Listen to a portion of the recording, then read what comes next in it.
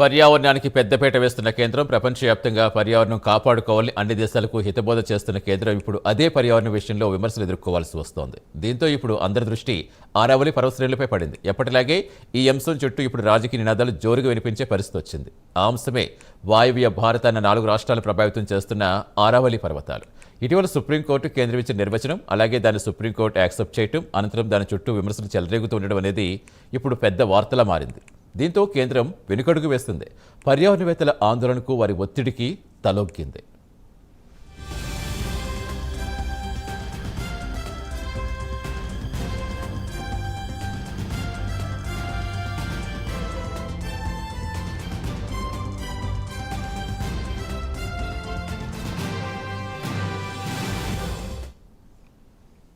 భారతదేశంలో అతి పురాతన పర్వతాల్లో ఒకటైన ఆరావళి శ్రేణిని రక్షించేందుకు కేంద్ర పర్యావరణ, అటవీ, వాతావరణ మార్పు మంత్రిత్వ శాఖ తాజాగా ముఖ్యమైన నిర్ణయం తీసుకుంది. గుజరాత్ నుంచి రాజస్థాన్, హర్యానా, ఢిల్లీ వరకు విస్తరించిన పర్వత ప్రాంతంలో కొత్తగా మైనింగ్ లీజులు ఇవ్వడంపై పూర్తి నిషేధం విధించాలని సంబంధిత రాష్ట్రాలకు ఆదేశాలు ఇచ్చింది.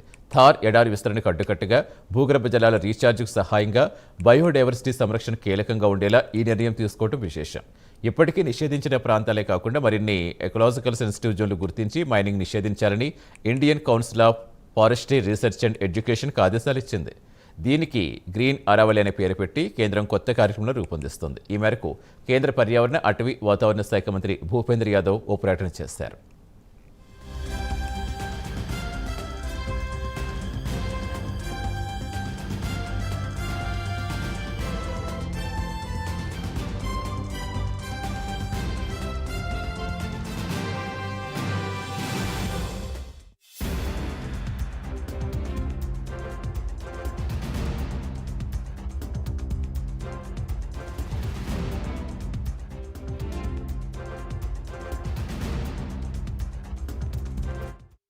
पहला तो न्यायालय ने ही अपने निर्णय में कहा है कि केंद्र सरकार द्वारा जो ग्रीन अरावली इनिशिएटिव चलाया जा रहा है ये एक सराहनीय प्रयास है।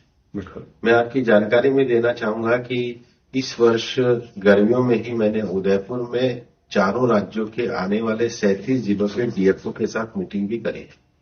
हमारी एक कार्यशाला आयोजित हुई थी और हमने कहा था कि जो डिग्रेडेड अरावली का जो एरिया है, जो किसी भी कारण से क्षतिग्रस्त हो गया है, उसको वापस से हरा किया जाए और इसके लिए हमने 40,000 डिग्रेडेड लैंड को ग्रीन करने का इस साल इनिशिएटिव उठाया था और 37 के 33 जिलों में हमने अरावली नर्सरी करके कहा था, ताकि जो लोग भी अगर अब यहाँ वृक्षारोपण करना चाहते हैं तो पहले तो उनको अच्छी क्वालिटी की नर्सरी की उपलब्धता हो और फिर जो अरावली के देसी पेड़ है, जैसे अरावली के हमारे क्षेत्र में गूलर पाया जाता है, ढाक पाया जाता है, बेहड़ा पाया जाता है, बेर पाया जाता है, आंवला पाया जाता है, पीपल पाया जाता है, बड़ पाया जाता है, नीम पाया जाता है। ये जो हमारी लोकल पेड़ है, पेड़ के साथ हमारे यहाँ कई तरह की घास भी पाई जाती है, जो अरावली के क्षेत्र में पशुओं की चराई के लिए भी हो रहती है। तो जो लगभग 20 से ज्यादा हमारी घास और इनके किस्मों के प्रकार की, धरती पे केवल पेड़ नहीं होते, पूरा इकोलॉजी सिस्टम होता है।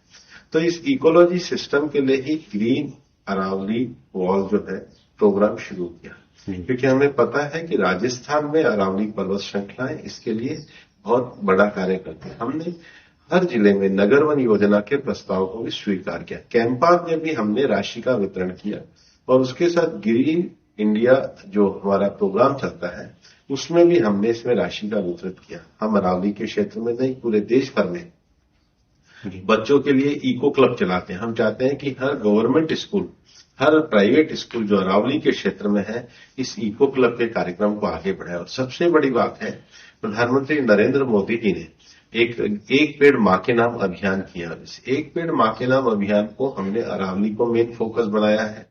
पहला तो न्यायालय ने ही अपने निर्णय में మరోవైపు ఇప్పటికే నడుస్తున్న మైన్లకు స్ట్రిక్ట్ ఎన్విరాన్మెంటల్ సేఫ్ గార్డ్స్ అలాగే సుప్రీంకోర్టు ఆదేశాలకు కట్టుబడి ఉండాలని కేంద్రం ఆదేశించడం విశేషం. రాష్ట్ర ప్రభుత్వాలు ఈ కార్యకలాపాలు కఠినంగా నియంత్రించాలని సూచించింది.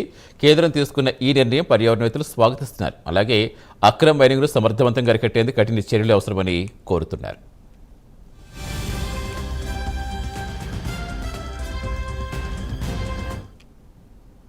ఆరావళి పర్వతంపై అసలు వివాదం ఎలా మొదలైందనేది ఆసక్తికరం. ఒక పర్వతానికి మీరిచ్చే నిర్వచనం ఏంటి అని అడిగిన ప్రశ్న కొంతకాలంగా కేంద్రం వద్ద పెండింగ్లో ఉంది. ఆ నిర్వచనం సరిగా లేని కారణంగా అది మైనింగ్కు అవరోధంగా మారింది. మైనింగ్ అనేది పర్యావరణానికి ప్రమాదమే అయినా మైనింగ్ ద్వారా భూగర్భంలోని విలువైన ఖనిజాలు వెలికితీసి దేశ ఆర్థిక వృద్ధికి ఉపయోగించుకునే అవకాశం సద్వినియోగం చేసుకోవటమే. మైనింగ్ను అదే పనిగా విమర్శించేవారు ఉన్నారు. మైనింగ్ను సద్వినియోగం చేసుకునే వాళ్ళు కూడా ఉన్నారు.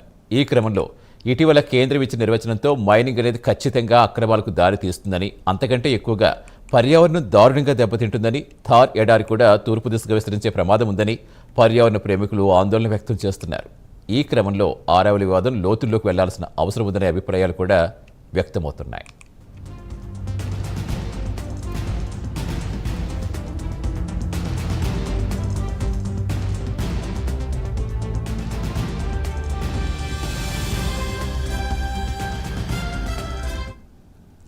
ముందుగా ఆరావళిపై అసలు వివాదం ఏంటో చూద్దాం.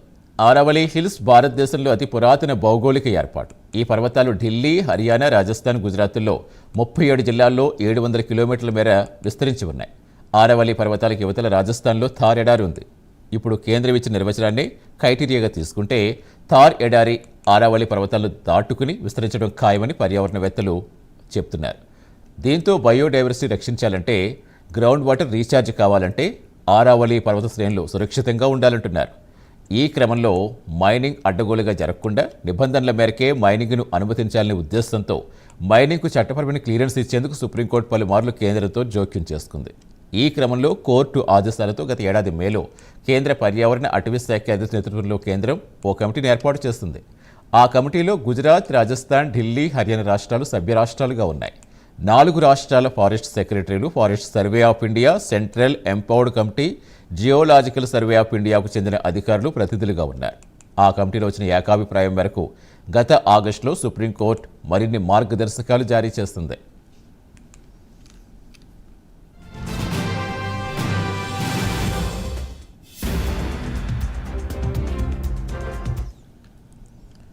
ఈ క్రమంలో గత అక్టోబర్లో ఆ కమిటీ సుప్రీంకోర్టుకు 100 మీటర్ల డెఫినేషన్ ప్రపోజ్ చేస్తుంది. ఆరావళి విస్తరించున్న జిల్లాల్లో ఏదైనా భూభాగం 100 మీటర్లు లేదా అంతకంటే ఎక్కువ ఎత్తు కనుక ఉంటే అది ఆరావళి హిల్గా గుర్తించబడుతుంది. అలాగే అలాంటి 2 లేదా అంతకంటే ఎక్కువ హిల్స్ కనుక 500 మీటర్ల దూరంలో ఉంటే అది ఆరావళి రేంజ్గా గుర్తింపు పొందుతుంది. ఈ క్రైటీరియా రాజస్థాన్ రాష్ట్రం 2006 నుంచి ఫాలో అవడం విశేషం. అందువల్ల అదే నమూనా క్రైటీరియాగా తీసుకుని మిగతా రాష్ట్రాలకు వర్తింపు చేస్తున్నట్టుగా కనిపిస్తోంది.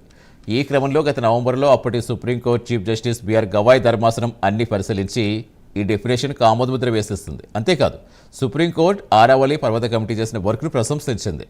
సస్టైనబుల్ మైనింగ్ కొనసాగేందుకు, ఇల్లీగల్ మైనింగ్కు అడ్డుకట్ట వేసేందుకు సూచించిన రికమెండేషన్స్ కోర్టు యాక్సెప్ట్ చేసింది.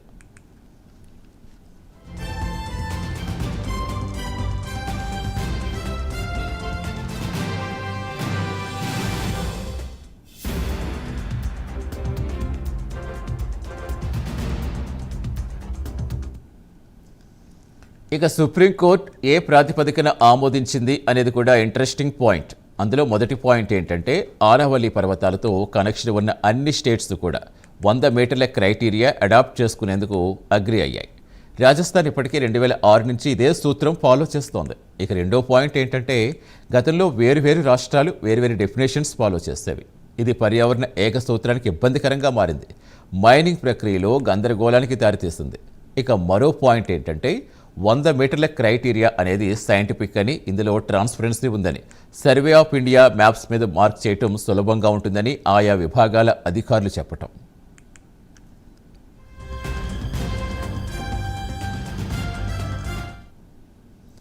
మరో పాయింట్ ప్రకారం సస్టైనబుల్ మైనింగ్కి అవకాశం ఇస్తూ ఇల్లీగల్ మైనింగ్ని అడ్డుకునేందుకు వీలుగా డ్రోన్, సీసీటీవీలతో నిఘా ఏర్పాటు చేయటం. దీనికోసం టాస్క్ ఫోర్సెస్ ఉండాలని కమిటీ సూచించింది.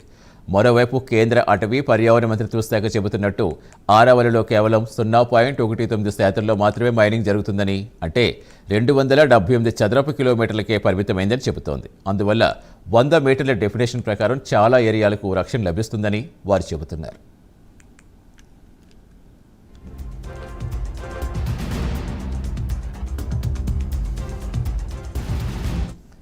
Forest survey of India data ప్రకారం ఆరావళి శ్రేణుల్లో 12,000కు పైగా పర్వతాలున్నాయి. అందులో 1,048 పర్వతాలు మాత్రమే 100 మీటర్లకు పైన ఉన్నాయి.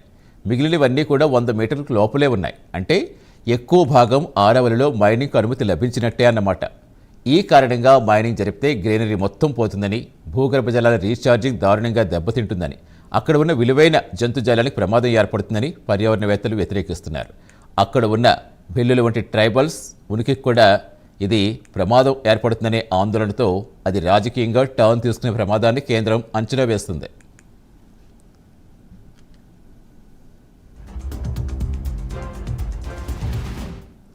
రాజస్థాన్లో ఉన్న మౌంట్ అబూ కూడా ఆరావళి పర్వతాల్లోనే ఉంది. ఆరావళి పర్వతాల్లో పుట్టిన నదులు భారత వాయువ్యంలో పలు భూభాగాలను సస్యశ్యామలం చేస్తున్నాయి. అనేక గ్రామాలకు సాగునీరు అందిస్తున్నాయి. అన్నిటికంటే ముఖ్యంగా మైనింగ్ కారణంగా పర్వతాలు నామరూపాలు లేకుండా పోయి ఎకాలజీ దెబ్బతినడంతో థార్ ఎడారి కూడా తూర్పు వైపుకు విస్తరిస్తుందని పర్యావరణవేత్తలు ఆందోళన వ్యక్తం చేస్తున్నారు. అటు శాస్త్రవేత్తలు దీనికి ఏకీభవిస్తుండడం విశేషం. ఇలా రాజకీయ పర్యావరణపరమైన ఒత్తిళ్లు మాత్రమే కాకుండా అన్ని కోణాల్లోనూ ఆలోచించిన కేంద్రం తక్షణమే మైనింగ్ నిలిపేయాలని అన్ని రాష్ట్రాలను ఆదేశించింది.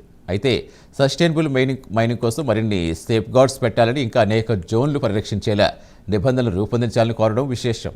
మొత్తానికి ఇలా వెనుకడుగు వేసిన కేంద్రం ఇంకా ఎలాంటి నిబంధనలు రూపొందిస్తుంది, ఎంత పక్కాగా అమలు చేస్తుందో చూడాలి.